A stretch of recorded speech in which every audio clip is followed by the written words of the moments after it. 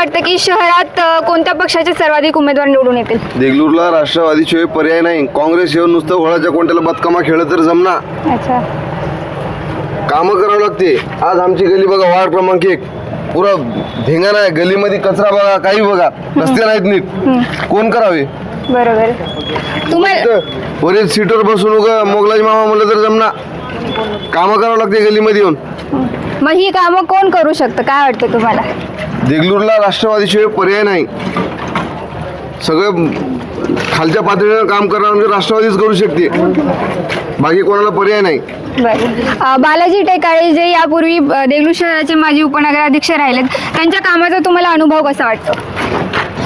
त्यांचं भरपूर काय कामं केलेत, पण आता नगराध्यक्ष पद तर इकडेच होतं ना.